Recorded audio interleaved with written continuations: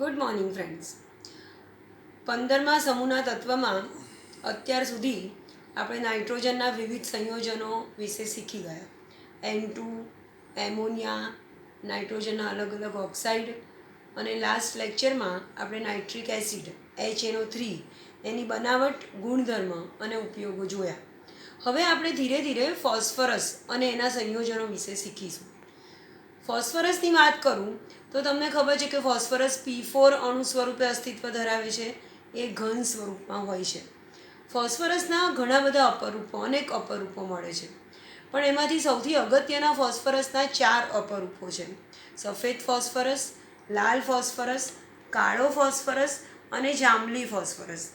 આપણે ચેપ્ટરમાં એના 3 ફોસ્ફરસ વિશે શીખવાનું છે. આપણે સફેદ ફોસ્ફરસ વિશે, લાલ ફોસ્ફરસ અને કાળા ફોસ્ફરસ વિશે શીખીએ છીએ.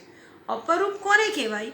તો જે પદાર્થના અણુસૂત્ર સરખા હોય પણ એના બંધારણ અને ગુણધર્મ જુદા જુદા હોય એને અપરૂપો કહેવાય. તો હું શરૂઆત કરું છું સફેદ ફોસ્ફરસથી.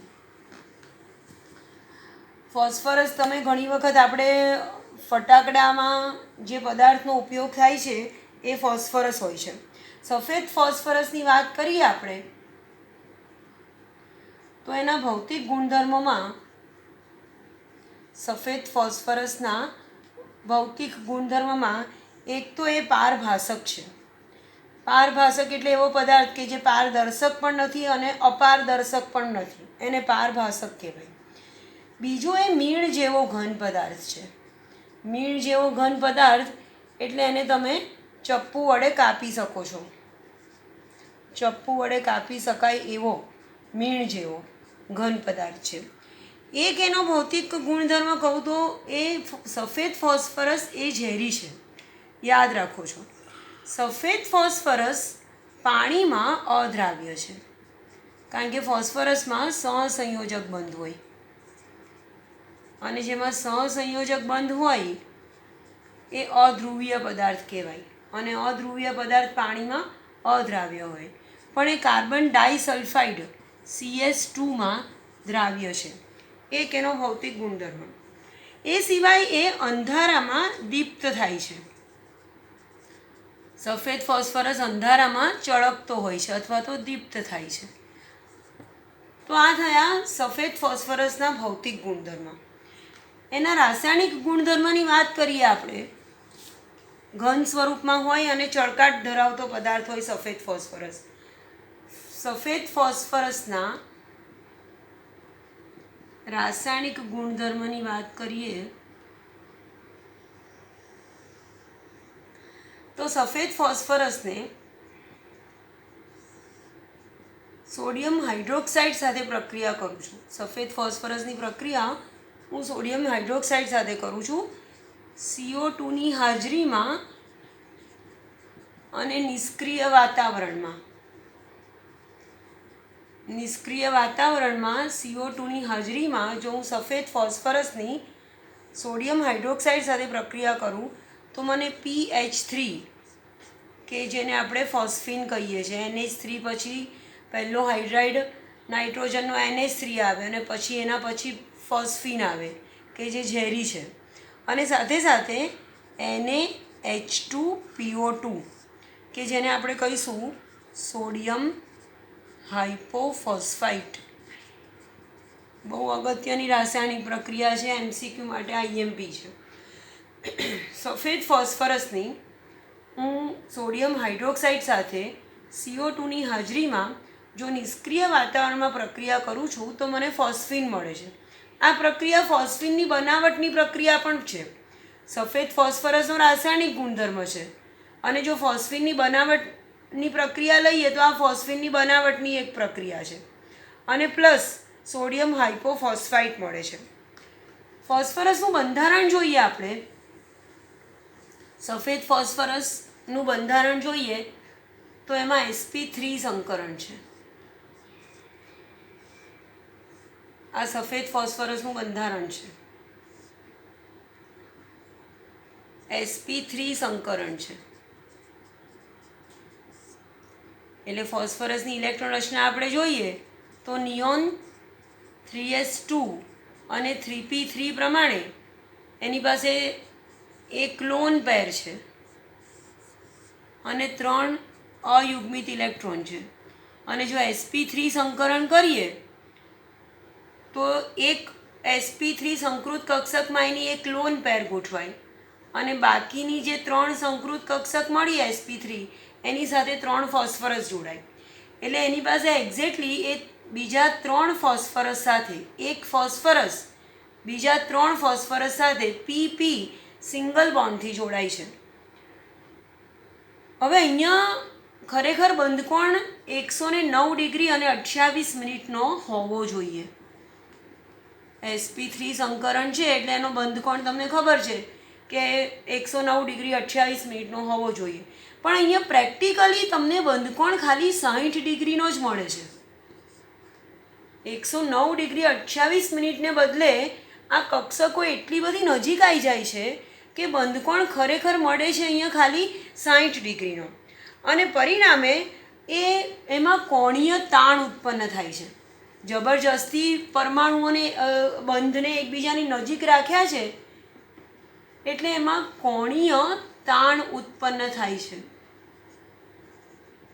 તણાવ ઉત્પન્ન થાય છે. ખરેખર હોવો જોઈતો તો આવો બંધકોણ 109 ડિગ્રી 28 મિનિટનો, એને બદલે છે આવો બંધકોણ 60 ડિગ્રીનો. તો આ જે આને લીધે એમાં તણાવ ઉત્પન્ન થાય છે અને પરિણામે સફેદ ફોસ્ફરસ ખૂબ જ અસ્થાયી છે અને એટલે જ એ સૌથી વધારે પ્રતિક્રિયાત્મક છે. જેની પ્રતિક્રિયાત્મકતા વધારે હોય એની સ્થિરતા ઓછી હોય. તો સફેદ ફોસ્ફરસમાં કોણીય તાણ ઉત્પન્ન થવાને કારણે એ ખૂબ અસ્થાયી છે અને ખૂબ પ્રતિક્રિયાત્મક છે. એ સિવાય એના રાસાયણિક પ્રક્રિયામાં સફેદ ફોસ્ફરસની વાતાવરણના ઓક્સિજન સાથે, હવા સાથે જો પ્રક્રિયા થાય તો P4O10 ફોસ્ફરસ પેન્ટોક્સાઇડ, તમને ખબર છે કે P4O10 ખરેખર P2O5 ડાઈમર છે. એટલે P2O5 ટ્વાઇસ એ છે P4O10. એટલે એને નામ આપીએ છીએ આપણે ફોસ્ફરસ પેન્ટોક્સાઇડ. ફોસ્ફરસ પેન્ટોક્સાઇડનો સફેદ ઘટ્ટ ધુમાડો ઉત્પન્ન થાય છે. જો સફેદ ફોસ્ફરસની ઓક્સિજન સાથે પ્રક્રિયા કરું છું તો ફોસ્ફરસ પેન્ટોક્સાઇડનો સફેદ ઘટ્ટ ધુમાડો ઉત્પન્ન થાય છે. એ જ સફેદ ફોસ્ફરસને હું જો નિષ્ક્રિય વાતાવરણમાં 573 કેલ્વિન તાપમાને કેટલાક દિવસો સુધી રાખી મૂકીએ તો એમાંથી મને લાલ ફોસ્ફરસ મળે છે. ફોસ્ફરસનું બીજું અપરૂપ લાલ ફોસ્ફરસ કેવી રીતે મળે? તો જો સફેદ ફોસ્ફરસને 573 કેલ્વિન તાપમાને કેટલાક દિવસો સુધી નિષ્ક્રિય વાતાવરણમાં રાખી મૂકીએ તો લાલ ફોસ્ફરસ મળે. અને લાલ ફોસ્ફરસને જો ઊંચા દબાણે ગરમ કરીએ તો એમાંથી આપણને કાળો ફોસ્ફરસ મળે. તો આ વાત કરી આપણે સફેદ ફોસ્ફરસની. હવે હું લાલ ફોસ્ફરસની વાત કરું છું. લાલ ફોસ્ફરસ કેવો હોય? તો લાલ ફોસ્ફરસના ગુણધર્મમાં એ પણ છે તો P4 સ્વરૂપે જ, પણ એ લાલ રંગનો દેખાય છે. એ લોખંડ જેવો રાખોડી ચળકાટ ધરાવે છે. એનો દેખાવ કેવો હોય? તો એ લોખંડ જેવો રાખોડી ચળકાટ ધરાવે છે, વાસવિહીન છે, એ સિવાય એ બિનઝેરી છે.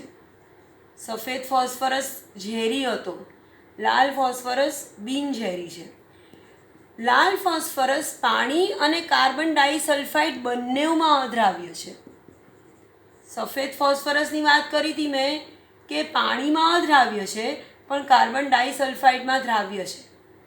જ્યારે લાલ ફોસ્ફરસ એ પાણી અને કાર્બન ડાઇસલ્ફાઇડ CS2 એ બંનેમાં અદ્રાવ્ય છે. એ સિવાય લાલ ફોસ્ફરસ એ સફેદ ફોસ્ફરસ કરતાં ઓછો પ્રતિક્રિયાત્મક છે. સફેદ ફોસ્ફરસ બહુ ઝડપથી રાસાયણિક પ્રક્રિયા આપે છે અને એ અસ્થાયી છે, પણ એના કરતાં લાલ ફોસ્ફરસ થોડોક સ્થાયી છે અને એટલે ઓછો પ્રતિક્રિયાત્મક છે. એનું કારણ શું છે કે લાલ ફોસ્ફરસ હંમેશા પોલિમર ફોર્મમાં હોય. આ ફોસ્ફરસના એક ફોસ્ફરસ સાથે આવી રીતે બીજા 4 ફોસ્ફરસ જોડાય અને અહીંયા એનો અબંધકારક ઇલેક્ટ્રોન યુગ્મ કક્ષકમાં, તો આ આપણે સફેદ ફોસ્ફરસ કહીએ. પણ લાલ ફોસ્ફરસમાં કેવું હોય, એના અણુઓ એકબીજાની સાથે શૃંખલા સ્વરૂપે પોલિમર ફોર્મમાં જોડાઈ જાય. આ બીજો ફોસ્ફરસ, આ ત્રીજો સફેદ ફોસ્ફરસ.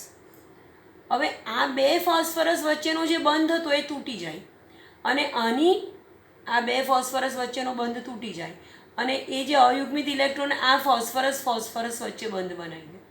અહીંયા બીજો P4 જોડાય, અહીંયા આ બંધ તૂટી જાય અને આ 2 P4 અણુ એકબીજા સાથે જોડાઈ જાય. તો આ જે બંધારણ છે એ આપણી પાસે લાલ ફોસ્ફરસનું છે કે જ્યાં P4 અણુઓ શૃંખલા રૂપે ગોઠવાયેલા હોય અને એટલે એનું પોલિમરિક બંધારણ છે. એક કરતાં વધારે અણુ એકબીજા સાથે જોડાય છે અને પરિણામે એની પ્રતિક્રિયાત્મકતા ઓછી છે, સ્થાયી છે પ્રમાણમાં, એટલે પ્રતિક્રિયાત્મકતા લાલ ફોસ્ફરસની સફેદ ફોસ્ફરસ કરતાં ઓછી છે. એ સિવાય જે લાલ ફોસ્ફરસ છે એ અંધારામાં દીપ્ત પામતો નથી, એટલે ચળકતો નથી. દીપ્ત એટલે ચળકાટ, અંધારામાં દીપ્ત પામતો નથી એટલે અંધારામાં ચળકતો નથી. તો આ જે આપણે જોયું એ લાલ ફોસ્ફરસના ગુણધર્મો જોયા. હવે આપણે વાત કરીએ છીએ કાળા ફોસ્ફરસની. કાળો ફોસ્ફરસ એ પણ P4 સ્વરૂપે જ છે, પણ એનો રંગ કાળાશ પડતો હોય એટલે એને કાળો ફોસ્ફરસ કહીએ છીએ. કાળો ફોસ્ફરસ આપણને 2 સ્વરૂપે મળે છે, એક આલ્ફા કાળો ફોસ્ફરસ અને બીજો બીટા કાળો ફોસ્ફરસ. કાળો ફોસ્ફરસ તમને 2 ટાઈપના મળે, આલ્ફા કાળો ફોસ્ફરસ અને બીટા કાળો ફોસ્ફરસ. લાલ ફોસ્ફરસને બંધ નળીમાં 803 કેલ્વિન તાપમાને ગરમ કરો તો તમને આલ્ફા કાળો ફોસ્ફરસ મળે. ફોસ્ફરસ 2 ટાઈપના, કાળો ફોસ્ફરસ આપણને 2 ટાઈપના મળે, આલ્ફા કાળો અને બીટા કાળો. એમાંના આલ્ફા કાળાની વાત કરું તો લાલ ફોસ્ફરસને બંધ નળીમાં 803 કેલ્વિન તાપમાને ગરમ કરીએ છીએ તો આલ્ફા કાળો ફોસ્ફરસ મળે છે. આ જે આલ્ફા કાળો ફોસ્ફરસ છે એનું હવામાં ઉર્ધ્વપાતન કરી શકાય, એટલે ઘન સ્વરૂપમાં હોય આલ્ફા કાળો અને એને તમે ઊંચા તાપમાને ગરમ કરો તો એની બાષ્પ અથવા તો એને વાયુ સ્વરૂપમાં ફેરવી શકો, એટલે એનો મતલબ કે એનું હવામાં તમે ઊંચા તાપમાને ઉર્ધ્વપાતન કરી શકો. આ જે કાળો ફોસ્ફરસ છે એનું હવામાં ઉર્ધ્વપાતન થાય પણ એનું હવામાં ઓક્સિડેશન થતું નથી. આલ્ફા કાળા ફોસ્ફરસની વાત કરું છું, એ હવામાં ઉર્ધ્વપાતન પામે છે પણ એનું હવામાં ઓક્સિડેશન થતું નથી. એના સ્ફટિકો અપારદર્શક, મોનોક્લિનિક અથવા રોમ્બોહેડ્રલ પ્રકારના હોય છે. અપારદર્શક તમે સમજો છો. મોનોક્લિનિક અને રોમ્બોહેડ્રલ આ જે છે એ અણુઓની, એના પરમાણુઓની ગોઠવણીનો એક પ્રકાર છે કે જે તમે ફર્સ્ટ ચેપ્ટર ઘન અવસ્થામાં શીખશો. એટલે અત્યારે તમે ખાલી યાદ રાખો છો કે એના સ્ફટિકો અપારદર્શક છે અને એના જે અણુઓની કે પરમાણુઓની ગોઠવણી છે એ મોનોક્લિનિક પ્રકારની અથવા તો રોમ્બોહેડ્રલ પ્રકારની છે. આ જે વાત કરી મેં એ આલ્ફા કાળા ફોસ્ફરસની વાત કરી. અને જો બીટા કાળા ફોસ્ફરસની વાત કરું, કાળો ફોસ્ફરસ બીજી ટાઈપનો, બીટા પ્રકારનો કાળો ફોસ્ફરસ.